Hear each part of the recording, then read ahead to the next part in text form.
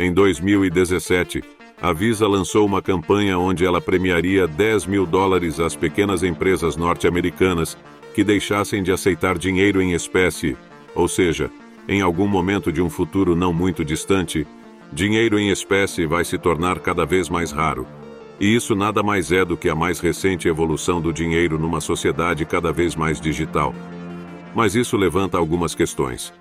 Ter todas as nossas transações bancárias eletrônicas é extremamente conveniente, mas também tem seu lado negativo. Isso porque as transações eletrônicas deixam rastros. Mas até que ponto isso é ruim? Seja como for, vários países estão mudando rapidamente em direção a uma sociedade com cada vez menos dinheiro vivo circulando, como é o caso da Suécia, embora muitos outros ainda resistam à tentação. Mas a tendência é inevitável, e a guerra contra o dinheiro físico já foi travada por economistas, bancos centrais e governos. Sociedades sem dinheiro de verdade parecem cenário de ficção científica, mas são só um desdobramento inevitável de um mundo cada vez mais digital. A questão é qual é o verdadeiro preço disso.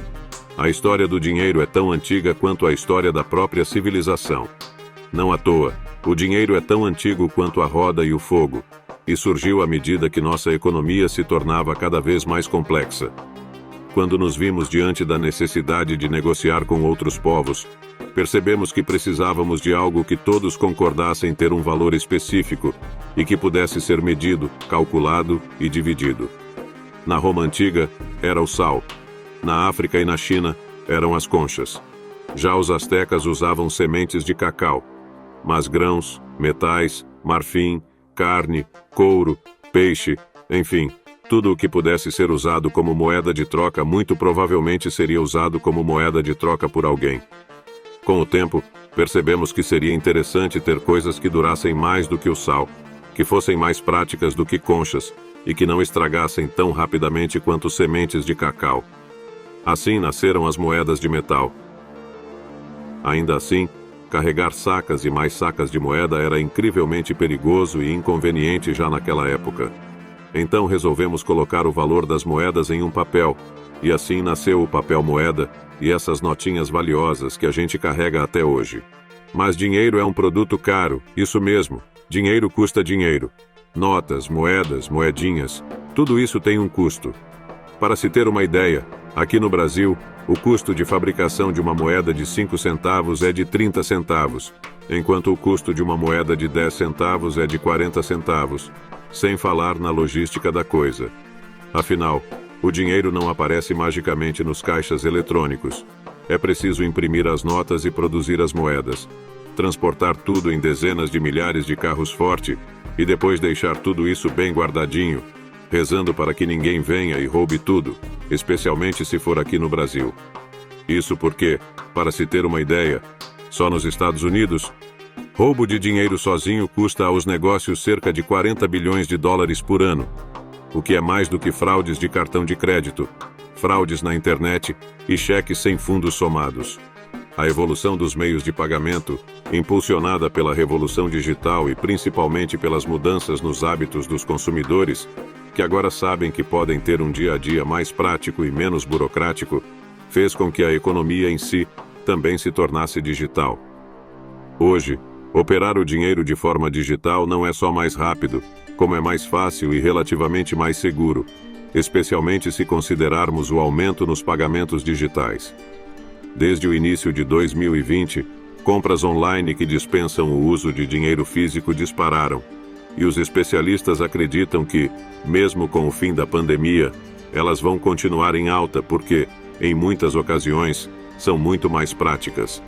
Países como a Dinamarca, Finlândia, Noruega e Suécia em particular, dinheiro em espécie praticamente virou coisa do passado. Mas não é só o dinheiro que tem se tornado digital. Os bancos, as formas de pagamento e as novas moedas também. Nos últimos anos, houve um surto de bancos digitais. A razão é clara. Eles são muito mais práticos e menos burocráticos que os bancos tradicionais, além de terem um custo de operação muito mais baixo. Os meios de pagamento também evoluíram. Pagamento por aproximação, pagamento com o celular ou smartwatch. Recentemente tivemos o Pix aqui no Brasil.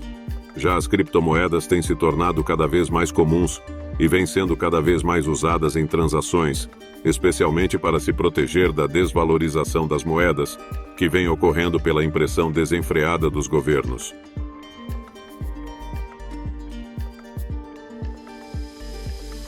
Porém, existem dois grandes problemas em migrarmos para uma sociedade sem dinheiro físico: o governo e os bancos, pelo menos se usarmos o sistema atual. Kenneth Rogoff, professor de economia da Universidade de Harvard e ex-economista-chefe do Fundo Monetário Internacional, afirma que ter um sistema digital ajuda a evitar crimes e sonegação de impostos, por exemplo. As operações digitais são mais transparentes, tornando mais fácil a tarefa do governo de minar crimes como fraudes, lavagem de dinheiro e sonegação de impostos. Como resultado, espera-se que o sistema tributário no Brasil seja simplificado e mais justo. Rogoff afirma que o dinheiro físico em si não é ruim, pelo contrário, a gente sempre deveria tê-lo como uma opção. Mas a maioria das notas de valor alto, por exemplo, costumam ser usadas para transações ilegais.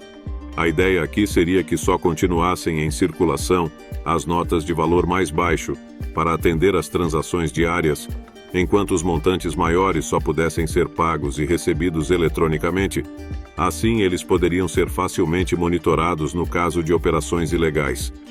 Embora o mercado negro seja constantemente mencionado como a razão principal pela qual os governos querem se livrar de vez do papel moeda, como no caso da Índia, recentemente, segundo o Tesouro Nacional do Reino Unido, os bancos são quase 2 vezes mais propensos a estarem envolvidos em crimes como lavagem de dinheiro. Recentemente, o Banco Central Europeu parou de imprimir notas de 500 euros, e países por todo o mundo deixaram de permitir transações em dinheiro que ultrapassassem valores muito altos. Como resultado, os assaltos a estabelecimentos comerciais despencaram, mas os ataques cibernéticos não. E aqui vai um porém importante. É muito mais difícil lidar com um ataque cibernético do que com os tradicionais roubos a bancos.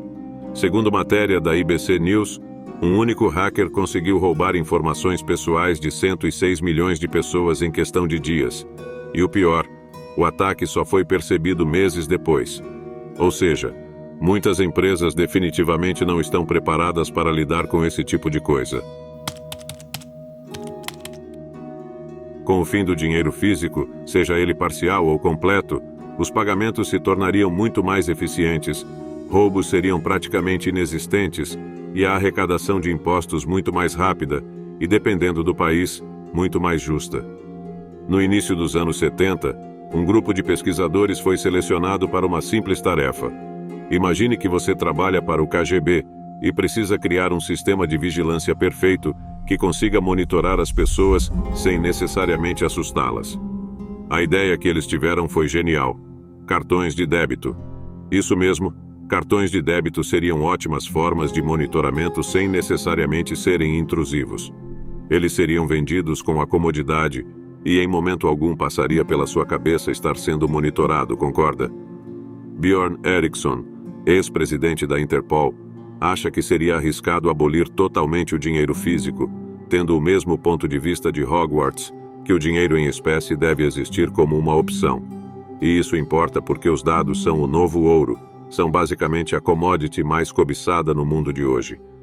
Transações eletrônicas, por sua vez, são ótimas formas de se adquirir dados, que nesse caso são usados para traçar perfis de consumo e alimentam toda a indústria de vendedores de dados. Mas calma, não são seus dados como nome, telefone e e-mail, ou quanto você gastou na padaria que eles estão de olho, mas sim os dados residuais, as coisas que eles conseguem inferir sobre você a partir dessas informações, que são apenas a ponta do iceberg. No caso dos corretores de dados, eles sabem o que você faz, as coisas que você compra, para onde você vai nas férias e no que você gasta mais, por exemplo. Assim, eles conseguem calcular até mesmo a quantidade de álcool que você bebe e se você é um potencial alcoólatra ou não. Há uns 10 anos atrás, tivemos o famoso caso da varejista americana Target, que, com base no padrão de consumo das clientes, sabia quais estavam grávidas, de quantos meses elas estavam e quais prováveis produtos comprariam na sequência. Assim, eles mandavam para os clientes cupons promocionais específicos para cada fase da gravidez. A história só ganhou notoriedade quando um pai foi atrás para descobrir por que ele começou a receber tantas promoções para grávidas, já que ele ainda não sabia que seu neto estava a caminho. Mas isso já faz mais de uma década. A tecnologia de hoje é muito mais avançada, assertiva e discreta. Então, é bem provável que estejamos sim presenciando o fim do dinheiro físico e a ascensão do dinheiro digital. Mas é sempre bom ressaltar que se existe um vilão nessas mudanças, nunca vai ser a tecnologia, mas sim o ser humano por trás dela.